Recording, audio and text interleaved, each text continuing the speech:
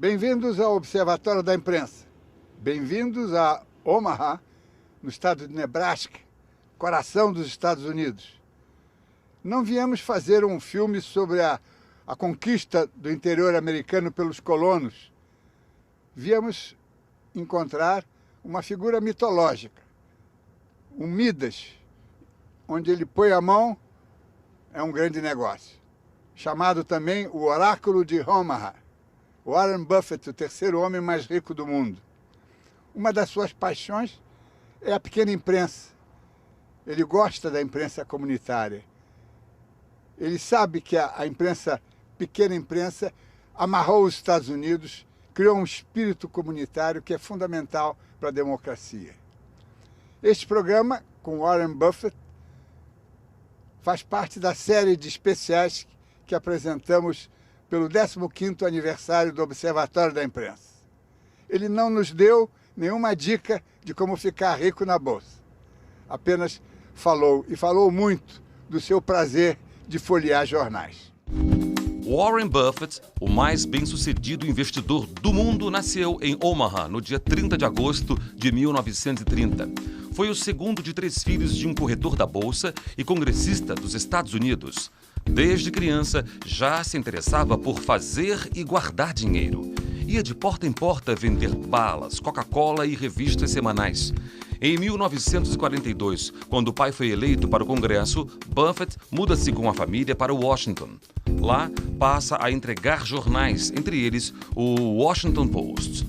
O interesse por investir na Bolsa de Valores surgiu aos 10 anos, quando comprou ações para ele e a irmã em viagem a Nova York. Durante o ensino médio, já tinha acumulado o suficiente para investir na empresa do pai. Na universidade, se encanta com as análises econômicas de Benjamin Graham e se forma em economia. Em 1952, casa-se com Susan Thompson, com quem teve 3 filhos. O casal passou a viver em casas separadas em 1977 e ficam assim até 2004, quando a mulher morre de câncer. Warren Buffett ficou transtornado com a morte da primeira esposa. 3 anos depois, ele se casa com a colega de empresa Astrid Menks. A fama não o fez mudar. É um homem de hábitos simples. Vive na mesma casa comprada em 1958 e até hoje é seu único imóvel. Apesar de ser um dos homens mais ricos do mundo, o seu salário anual é pequeno para o tamanho da fortuna, $100 mil por ano. Mesmo com todo o poder de compra que tem, não é adepto das novas tecnologias, não usa celular, não tem computador e dirige o próprio automóvel como qualquer um.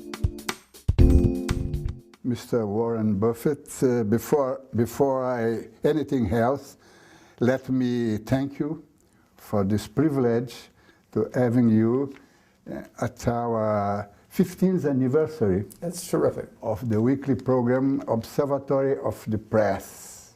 Those media matter to the people? Well, all my life, I'm a particular enthusiast about newspapers, and I grew up on them, and I delivered them, I read them.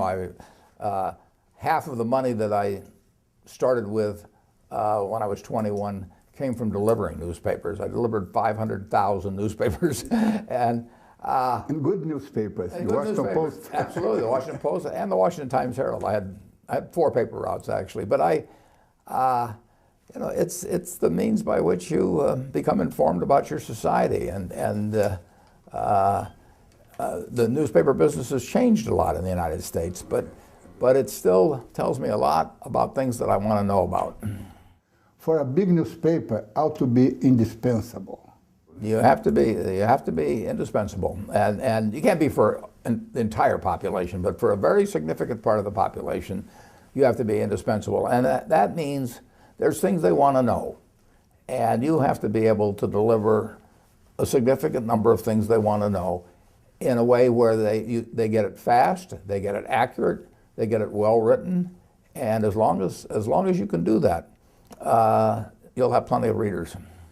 Yes, but it's more or less easy to be effective in a community newspaper because people are focused in their subjects. It's easy, but in a big newspaper, in such a world like ours, ought to be indispensable? I don't know how to do it if I'm in New York or Los Angeles. I mean, it's not a cohesive enough community.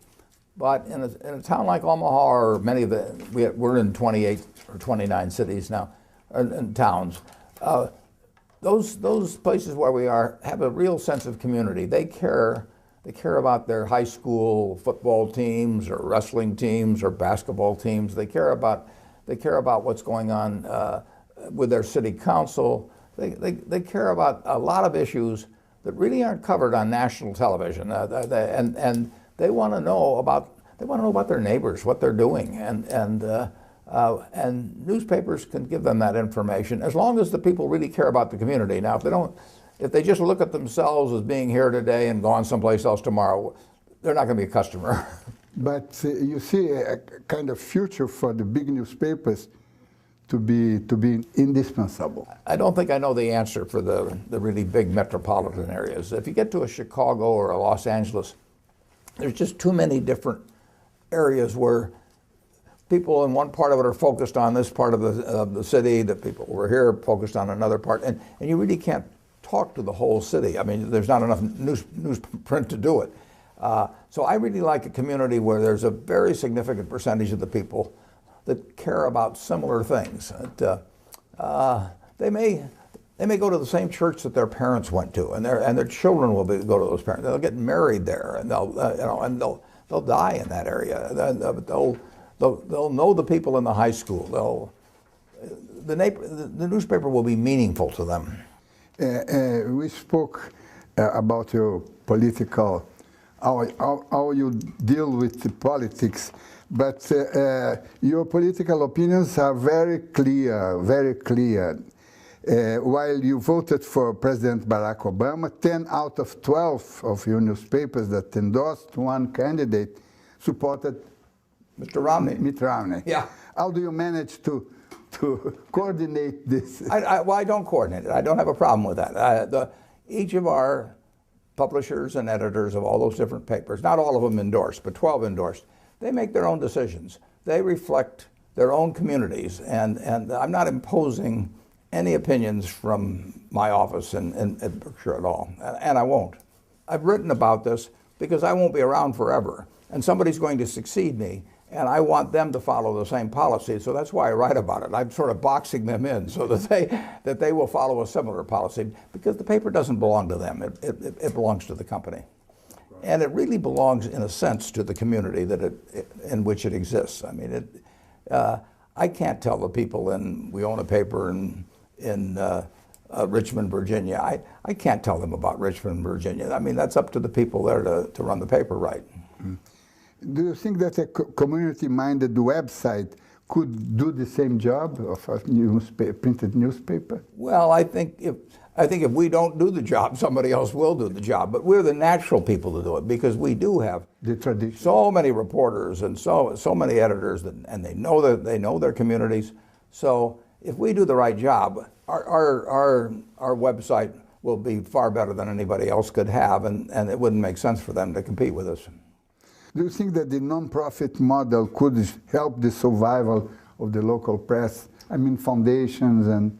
Yeah, there's one major paper, St. Petersburg, in the United States, that's owned by a foundation, but I think it's not. I don't think nonprofit's a good model, because nonprofit usually turns into big losses eventually, and I think newspapers should be run as a business, a very special business. But I think that there's a discipline to earning a profit that causes people to be a lot sharper in thinking about things. And once you get into the nonprofit world, it becomes a little bit like government running something. The three richest men listed in Forbes magazine are Carlos Slim, the Mexican, Bill Gates, and yourself. All of you are somewhat involved with media or communications. Do you think it's a coincidence or a trend? Well, that's a good question. I think to some extent it's a coincidence, because if you take the 15 or 20, they're not too many. Some of them are connected with media and others are not. Some have made it in terms of the very new social media. If you take a Mark Zuckerberg or somebody like that. In a recent interview, you mentioned that you'd be willing to wear a safari outfit and go searching for elephants. Was this a metaphor for a new investment strategy, big game? Well, it's not it's a metaphor, but it's a metaphor for a strategy that we've been following for quite a while. Not in media. And no, not in media. But we'll be buying smaller newspapers in media. But Berkshire has a lot of cash coming in now, so and it will continue to do so. So I use that metaphor because I want somebody who reads that report who has one of those business elephants out there to think of me if they decide to do anything.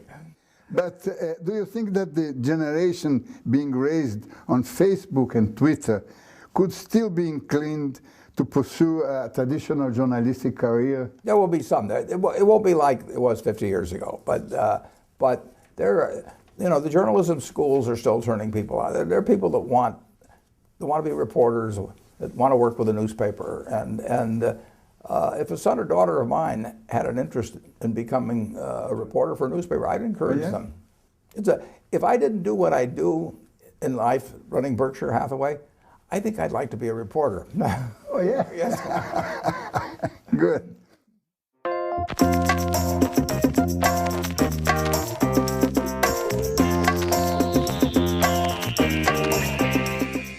Lucas Mendes, estamos juntos nessa aventura aqui em Omaha, de entrevistar e ouvir o terceiro homem mais rico do mundo, que tem muita coisa a dizer, ao contrário, talvez, de outros bilionários, ele tem muita coisa a dizer, né? Qual foi a sua impressão desse? Então, muita coisa fica com o vigor mental e físico.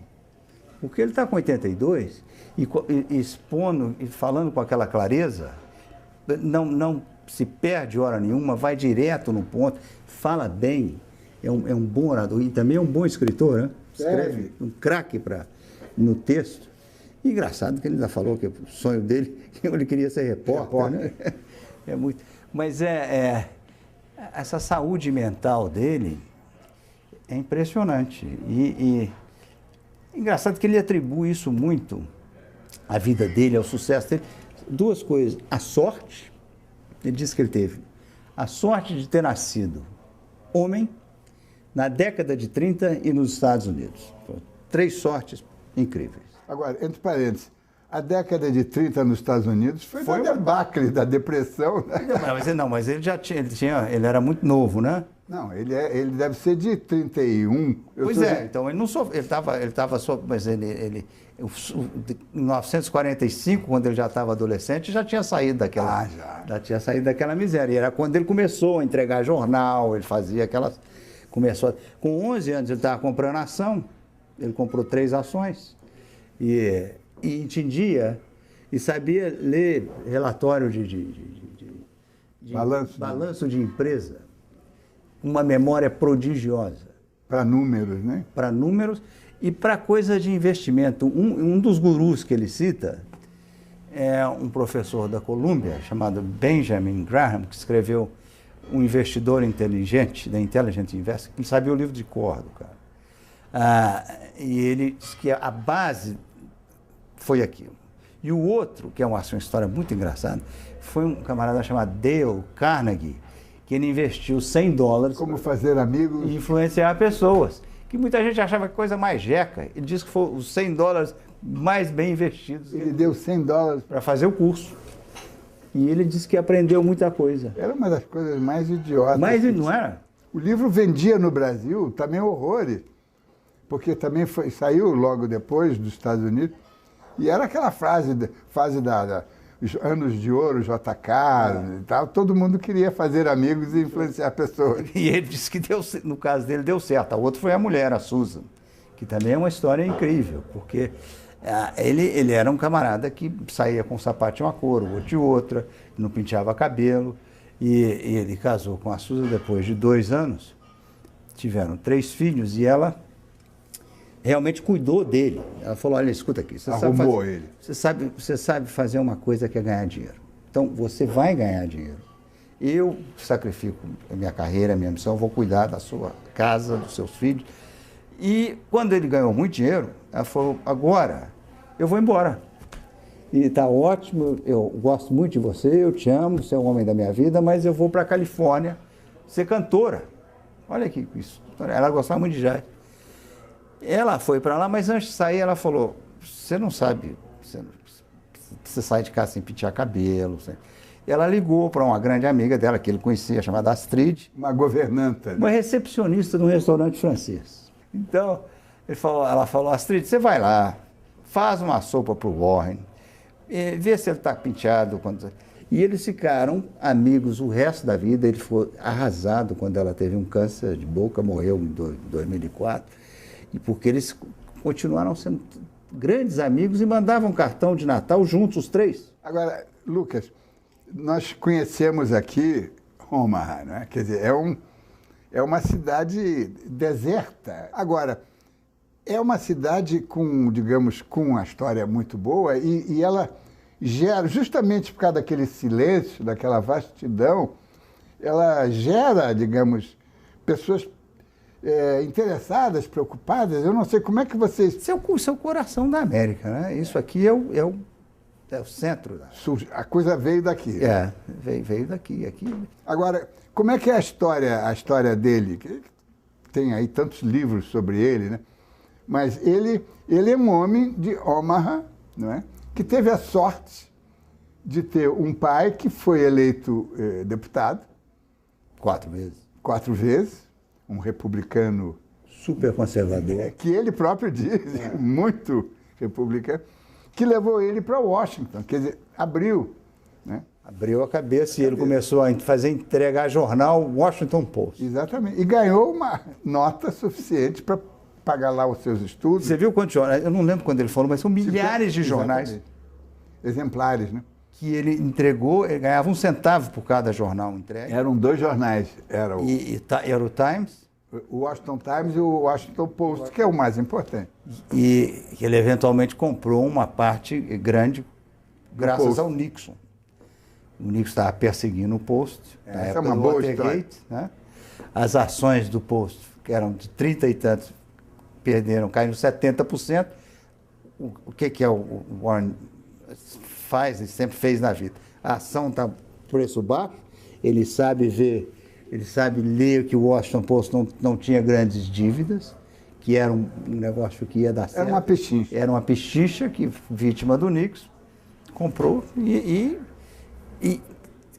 conheceu Washington, que ele não conhecia nada, né? Ele viveu lá, filho de um congressista, mas o pai dele era um jeito tão íntegro, tão careta, que quando eles deram um aumento para os deputados, ele recusou. Falou, eu não posso. Eu fui eleito para ganhar 10 mil, eu não vou aceitar esse aumento para 15, porque meu eleitorado votou para mim ganhando 10. Eu acho que essa integridade, que é a grande força do Buffett, porque quando você teve uma crise como Salomon Brothers, na própria crise de 2008, se o Buffett falasse, é hora de correr, fechava. Ele não. Fechava o Wall Ele Street. até apoiou. Ele foi lá e bancou. No Goldman Sachs, né? Goldman Sachs. Goldman Sachs. Ele botou 15 bilhões. Nos 25 dias da crise, ele botou 15 bilhões de dólares. Uma coisinha. E comprando pedaço de banco, pedaço de financeira, de seguradora. Mas essa integridade dele, que nunca teve envolvido em escândalo, quando o braço direito dele andou fazendo uma Sokol, andou fazendo um trambique, comprando umas ações sem encontrar para ele. E não teve nenhuma. Ele era um cara respeitadíssimo. O Buffett adorava esse Sokol, porque só dava boas dicas. Não teve um minuto. Agora, essa integridade tem a ver também com os negócios, quer dizer, com a atitude empresarial dele, né? Uhum. Quer dizer, ele ganha uma nota de dividendos, não é? Das ações que possui, mas ele tem um salário na empresa, não é? Na Berkshire Hathaway. Ele tem um salário de $100 mil por ano. Uma bicharia. Que é um pouquinho mais do que o salário médio de um, sei lá, de um dentista, né? Só que ele, desses 100 Dentista ganha mil, mais do que isso. desses 100 mil, ele devolve 50 para a empresa por conta de serviços pessoais que ele se beneficia. Provavelmente o escritório, não sei o quê, porque é tudo muito simples, é tudo... Então ele devolve 50 mil. O camarada mora na casa que ele comprou por $30 mil em 1958, está na mesma casa. Até uma descrição, eu já falei, parece a casa de um dentista mais ou menos bem sucedido. Dentista rico mora em lugar melhor que a casa. É o mesmo lugar. E você viu aquele escritório dele, não tem nome na porta, não tem Berkshire Hathaway. Completamente despojado dessas coisas. Não, e se veste também muito discreto, não é? Com uma camisa branca, uma gravatinha de seda chamando cor-de-rosa, chamando um pouquinho de atenção, e suspensórios que não aparecem, como eu estava de frente. A outra história que eu gosto muito é da conversão dele de republicano para democrata. Essa é uma grande... Foi mulher dele, foi a Susan que levou o Warren para ouvir o Martin Luther King. E ele, no primeiro encontro, ele foi vacinado e pegou. E tem uma frase que ele lembra sempre do Luther King, é a seguinte: a lei não pode não chegar no coração, mas a lei protege o povo dos que não têm coração. Isso aí diz que é a frase que marcou. É a coisa retórica do Luther King. E começou a guinada dele e virou. Hoje é o maior provocador, os republicanos detestam essa coisa que ele chega e fala, tem que subir imposto. Eu quero pagar mais imposto.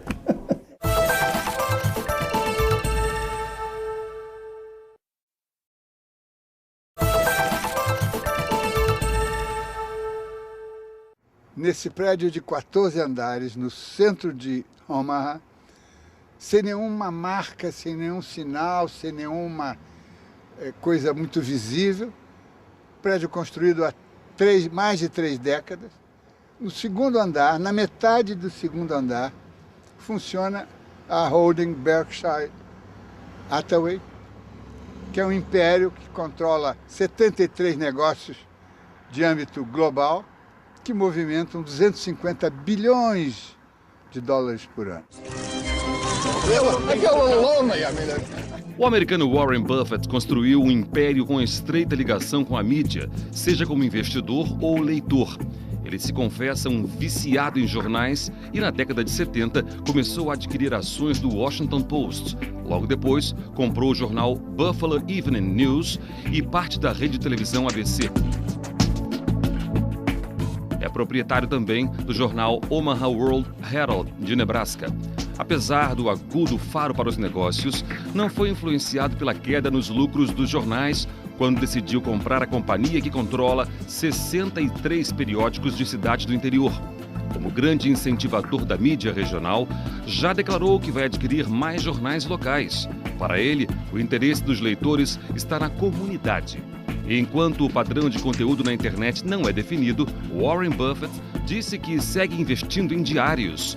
Segundo ele, ainda existem cerca de 1.400 jornais em papel nos Estados Unidos, que trazem notícias do interesse de milhares de pessoas. You are addicted to newspapers, or you see yourself as one of those romantic publishers portrayed in so many movies in the past. I don't see myself as portrayed in any movie. No, but as a publisher or super publisher. I don't believe in that because our newspapers are owned by the company I run, Berkshire Hathaway. But we have maybe 1 million shareholders. We're not sure of the exact number.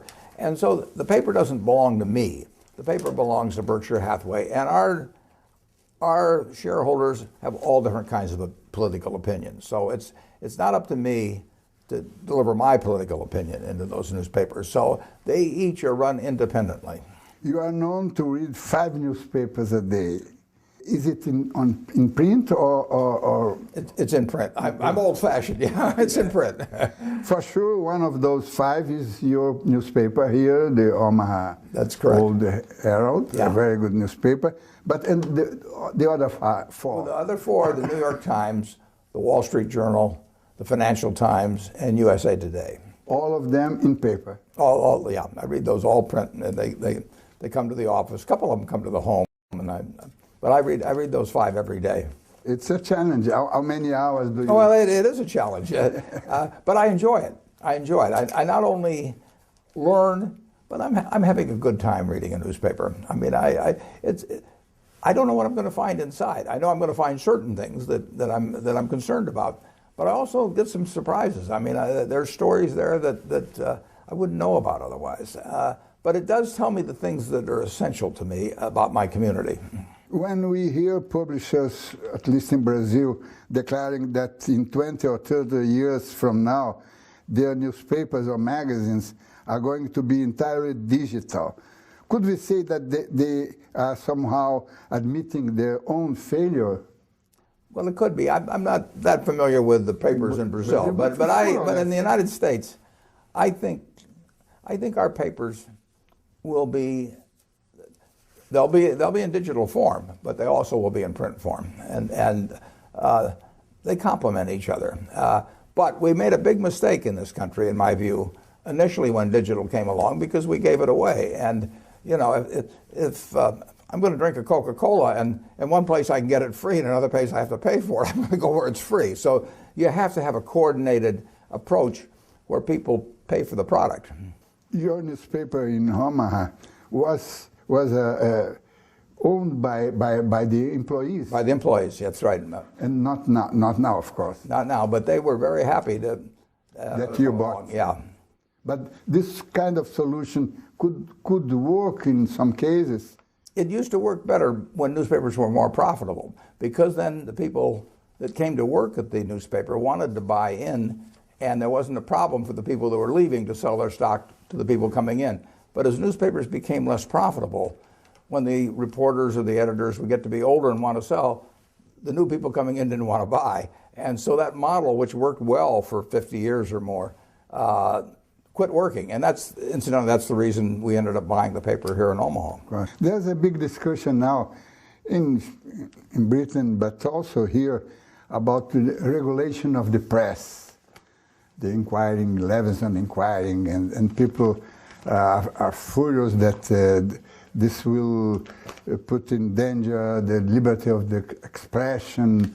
But here in the States, in 1934, President Roosevelt began another kind of regulation, the FCC, which to this day functioned as an arbiter of fair competition by blocking cross-ownership of different media in the same region.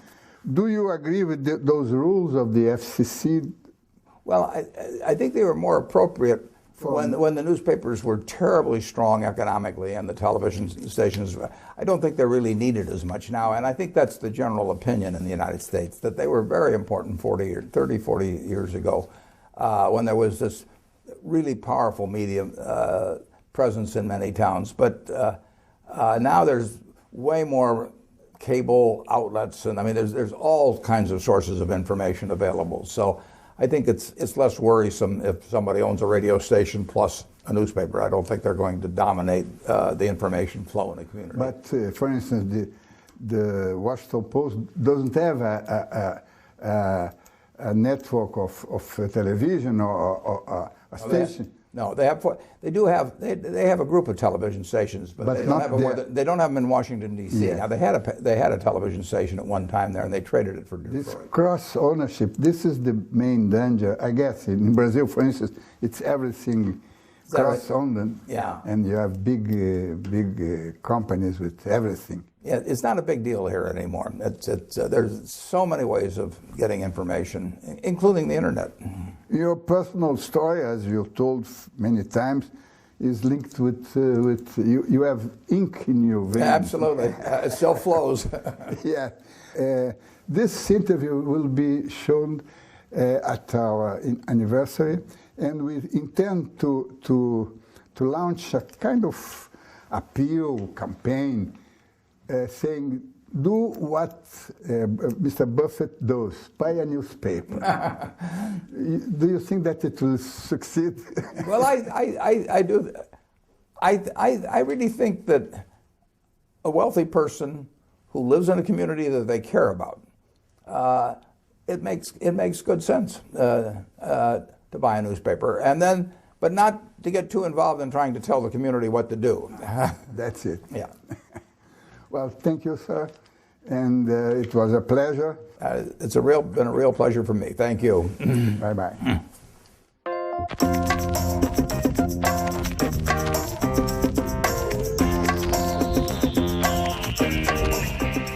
Eu acho que ele tem toda uma atitude muito simples, mas ao mesmo tempo muito sofisticada do ponto de vista político, né? O negócio de apoiar os pequenos jornais, a base da democracia americana é a pequena imprensa, que ela desconcentra o poder. A pequena imprensa fiscaliza o prefeito, impede que se crie um caudilho local, um coronel, não é? Então ele tem toda a coisa progressista, mais rústica dos Estados Unidos, me parece. Né? E essa ideia dele, ele surpreende o tempo todo. Há 3 anos ele fala, nunca vou comprar uma ação de uma empresa de tecnologia, computação, indústria. Aí põe lá, vai lá e compra IBM. Tem 10 Nunca vou comprar um jornal, porque todo mundo oferecia jornal. Essa é uma espécie em extinção. Isso é moribundo, essa indústria está... Deu a volta. De repente, ele vai e compra 63 jornais. E mais 3% de uma rede em Iowa. E revela, começa a contar essas histórias dele, que ele tem conexões com o jornal, desde o primeiro, que era um jornal de Omaha, que era o The Sun, que ganhou um prêmio Pulitzer, e era sobre uma coisa de caridade, um orfanato chamado Town Boys, que tinha $200 milhões, um orçamento absurdo, e cada vez menos caridoso e mais caridoso com a direção e com os... Sim, estavam gastando. Estavam gastando, ele mandou fazer ir lá em Washington, pegou um repórter, você vai em Washington e ver os estatutos e a fórmula deles. E detonou Town Boys. Agora, depois ele foi comprar aquele jornal lá em Buffalo. No estado de Nova York. Estado de Nova York. Que não é tão longe quanto o Nebraska, nem Omaha. Não. Né? Mas é um jornal. Em 77, Buffalo já estava sofrendo a queda, uma recessãozinha. A indústria estava em crise, né? A indústria americana, ninguém estava comprando da China, comprando de outros lugares, e a indústria americana perdendo competitividade. E ele foi lá e cavou esse jornal, que muita gente acha que vai ser um indicador. Como vai o Buffalo News, é o que ele mais ou menos vai tratar dos outros jornais. Mas a realidade é que você viu na entrevista, ele fala, não faço nenhuma interferência no jornal. Cada editor, tem o dinheiro dele, um orçamento. Ele administra. E administra. Eu não vou falar para um editor lá na Virgínia o que ele tem que fazer com... Eu não entendo da Virgínia. Não sei nada da Virgínia. Então, essa experiência dele com o pequeno jornal é revolucionária. É muito, é muito. E a crença dele de que esse espírito comunitário tem que chegar de alguma forma à grande imprensa das grandes cidades. Ou eles se especializarem, ou alguma coisa tem que fazer, porque ele diz, a imprensa tem que ser indispensável, um veículo tem que ser indispensável. A expressão é boa, mas ele foi o primeiro a dizer que não sabe a fórmula, que não sabe como é que ele pode, o que ele faria com o New York Times, Los Angeles Times, que está à venda aí, ele falou, não saberia o que fazer. Esses ele não quer comprar, porque são jornais que estruturam. O Los Angeles Times já passou por tanto... E também é o que ele diz, Los Angeles são 10 cidades. É impossível você saber. Você morre em Hollywood, quem está lá no Central LA não quer saber quem morreu em Hollywood, não. Então, o jornal pequeno é que morre um cara na sua cidade, o seu vizinho... Todo mundo sabe quem é. Divorciou, todo mundo quer saber a história. Eu tenho uma reunião da escola, todo mundo está envolvido na reunião da escola. Então, essa é a parte que ele diz que ele não consegue administrar e não se seduz por um jornal de cidade grande, porque a cidade grande não tem esse... Agora, o que é extremamente interessante é que um homem que administra essa fortuna, um império com 73 atividades ou 73 empresas diferentes e atividades muito diferenciadas, quer dizer, ele tem ferrovias, tem Coca-Cola, tem American Express, Wells Fargo, banco. E ele diz, contabiliza, eu leio 5 jornais por dia e gasto mais ou menos 6 horas para ler. Diário, de leitura diária no papel. Em papel. Eu acho isso extraordinário. Plus, mais o Economist. Que ele não é. Que ele gosta. E os cartoons da New Yorker, que ele divide com a mulher. E eu senti que ele aposta no digital. Que ele sabe que o caminho do digital é indispensável. Ah, sim. Mas ele criou uma fórmula, e isso é muito inteligente, que ele diz o seguinte: um jornal gasta uma fortuna para ter repórteres, redatores, colunistas, não sei o quê. Por que ele vai botar esse conteúdo que custou uma fortuna de graça na internet? Isso aí. Então, o dado fundamental é assim, o jornal tem que vender, tem que fazer uma venda, tem que cobrar de alguma forma por esse serviço. Então, aumentando o preço do jornal, porque aí o sujeito faz uma assinatura e recebe um material digital e o jornal continua recebendo. Isso ele põe como fundamental. E diz que foi o grande erro dos jornais. Que eles fizeram digital e deram de graça. Então ele falou, se tem um de graça e se eu tenho que pagar pelo outro, eu vou ficar com o de graça. E é isso que está dando possibilidade ao New York Times fazer a virada. Eles estão cobrando. O Wall Street Journal se deu muito bem, porque o Wall Street não amoleceu. Começou cobrando caro, não dava desconto, é uma assinatura online cara, e eu tinha a impressão que o Wall Street chegou a mais de 700 mil assinantes online, que é um número alto. E o New York Times também estava indo bem. E agora é gozado que você citou o Wall Street Journal, que é do Murdoch, que é o oposto dele, não é? Quer dizer, é um barão da mídia, mas com as piores características de um barão da mídia. Ele não chega a ser um barão da mídia, é um barão das finanças, né?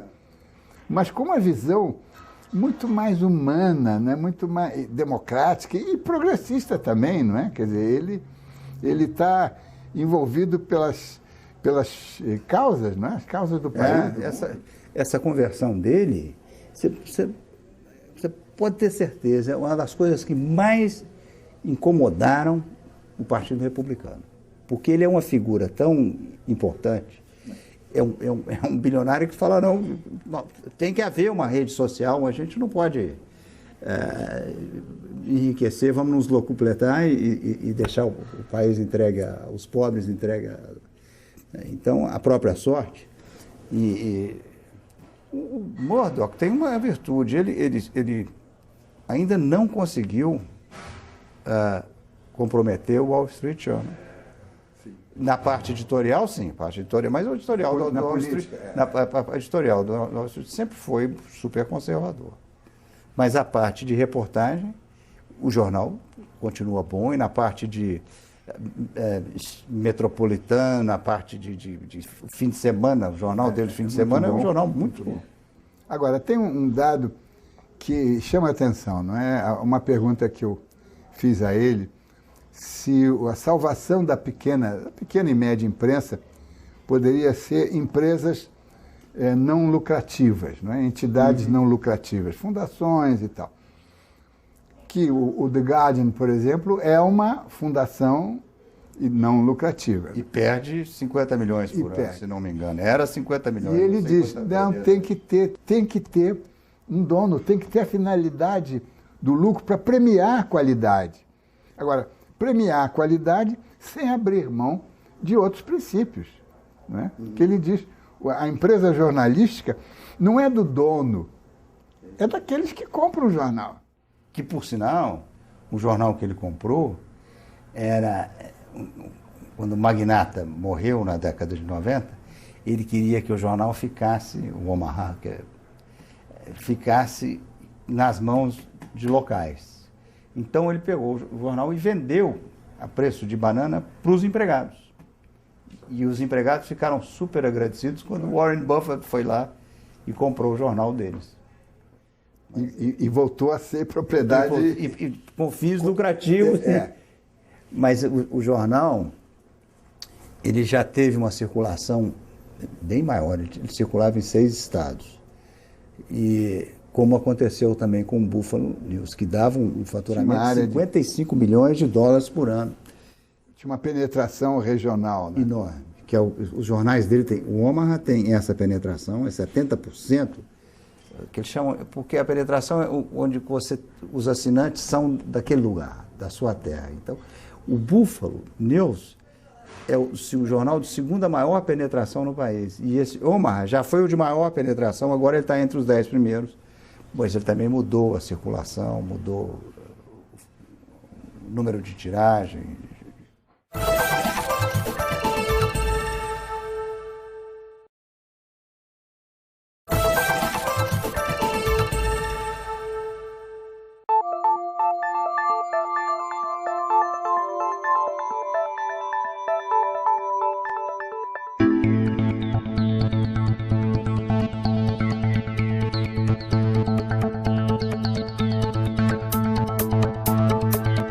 Dono de uma fortuna avaliada em mais de 50 bilhões de dólares, Warren Buffett também é um célebre filântropo.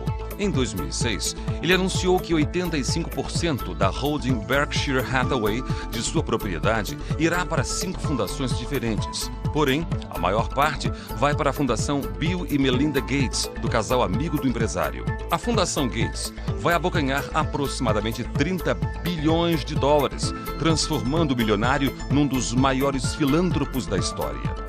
Outra parte da fortuna vai ser destinada à Fundação Buffett. Durante a crise econômica nos Estados Unidos, o investidor lançou uma campanha de doação entre os bilionários americanos. Warren Buffett, com a ajuda de Bill Gates, já conseguiu convencer 90 empresários a doar a metade da fortuna para a caridade. Kind of phenomenal. It made us step up our ambition level, add a lot of things we wouldn't have been able to do, and so now every year it's a gigantic gift that allows us to be double what we would have been without it. They're young, they're energetic, they work much harder at it than I would. I get to keep doing what I love doing, and they're going to achieve the same things much better than I would. It's a perfect solution for me to get somebody else to do the work. I've always been good at that. Ele falou, tá bom, eu quero dar dinheiro para a caridade. Eu desafio os republicanos. Para cada dólar que um republicano colocar, eu coloco $1 para a caridade. Quero ver no Senado e na Câmara qual republicano vai aceitar meu desafio. E no caso do líder do Senado, que fica enchendo ele o tempo todo, ele falou, é 3 por 1. Cada $1 que ele puder para a caridade, eu dou 3. Ninguém, ele falou, você acha que eu estou preocupado que esses caras vão dar dinheiro para a caridade? Não vão dar nada. Bom, agora vamos ver se o nosso Warren Buffett vem ao Brasil, porque ele viaja muito pouco e nunca veio abaixo do Equador, não é? Ele veio abaixo do Equador lá no Pacífico. Lá no Pacífico para festejar o Bill Gates. O Bill Gates, o aniversário do Bill Gates, né? E ele, embora tenha sócios brasileiros, ele tenha muito interesse, muita amizade com esses sócios brasileiros, que é a 3G, do Jorge Paulo Lema, ele não foi até hoje ao Brasil, não é? Não foi, mas ele disse, olha, ele está atrás de uma grande, ele quer comprar coisa grande, ele vai vestir um safari, né, um uniforme safari dele, CAC, e ele e o sócio estão à caça de elefantes. Não querem uma grande empresa brasileira, pode interessar. E evidentemente não será jornalística, porque a lei brasileira não permite que mais de 30% seja. Então será uma empresa de qualquer outro ramo. Você sabe que eu acho que não sai para tirar o Buffett de Omaha e levar para Nova York já é uma complicação. Sabe, a primeira vez que ele foi à China, sabe o que ele levou? McDonald's. Uma mala de McDonald's. Para comer? Para comer. Ele não gosta de comida chinesa, ele gosta de hambúrguer. Pois é. Você vê que esse camarada, com 82 anos, toma 1 litro, quase 2 litros de de soda, de Coca-Cola de sabor cereja por dia. São 10 latas daquelas, 120 colheres de açúcar. O médico fala, mais de 6 mata. Ele não está nem obeso, está com aquela saúde dele, não faz nenhum tipo de ginástica. A única verdura que ele come é batata frita. A sobremesa é torta de banana ou merengue e carne. Mas ele vem comer a carne aqui, onde nós estamos. Vem comer nesse restaurante aqui que ele recomendou e costuma trazer brasileiros. Muito, exatamente. Agora, o motorista do táxi falou, olha, tem restaurante melhor na cidade. Mas ele é um homem regrado. É um homem de hábito. Hábitos simples, né? Tem 2 restaurantes, ele vem nesse e vai num tal Piccolo Pet.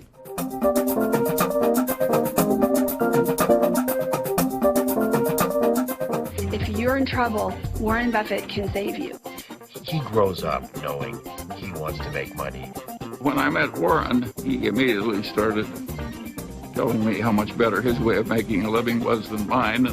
Had a morning paper that was sort of flimsy, but they had Sunday, which was a hell of a paper, and Warren and I both knew that Sunday was only going to get stronger, and that you had to have a Sunday paper. And if he's putting money into a situation, they're going to assume that he's intelligent enough to be making that investment because he thinks he's going to generate a satisfactory return off of it. He's a unique leader. I can't think of anyone close. It's really weird when you've got a famous parent. Pulling out my credit cards in a store once and buying something, and someone saw my name and they said, "Oh, are you related to Warren?" And I said, "Yes." And they said, "Oh, you're so lucky." And I thought, what a funny thing to say. They don't know him. Now, yes, I am, but not for the reasons they think. I'm not lucky because I've got a rich, famous dad. You know, I'm lucky because I've got him. Having fun at what you do, doing it with some humor, that, you know, I'll always strive to do those things nearly as well as Warren does.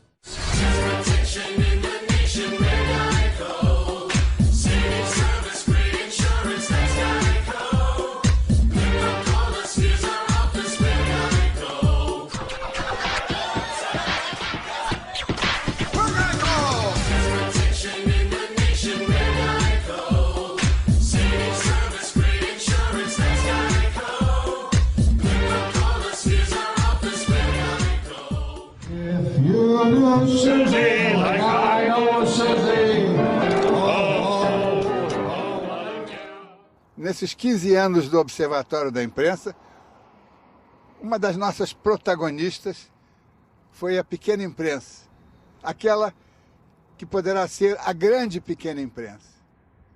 E aqui em Omaha, onde entrevistamos o homem que aposta na pequena imprensa, Warren Buffett, o terceiro homem mais rico do mundo, estamos diante do jornal que ele acabou de comprar, mas que é um jornal antigo, de 1885, que vende 180 mil exemplares por dia e 200 mil aos domingos.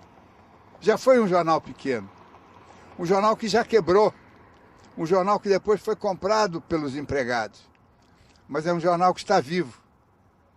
Esse é o exemplo que queremos levar para o Brasil, de uma imprensa preenchendo os vazios deixados pela grande imprensa. E cada vez deixará mais vazios. E cada vez haverá mais oportunidade para os pequenos jornais. Acompanhando o Observatório da Imprensa, pela TV, pela internet, pelo rádio, você nunca mais lerá jornais como antes. Uma boa noite. You've got to give a little, take a little. And let your poor heart break a little. That's the story of, that's the glory of love. You gotta laugh a little, cry a little, and let the crowd roll by a little. That's the story of, that's the glory of love. As long as there's the two of us,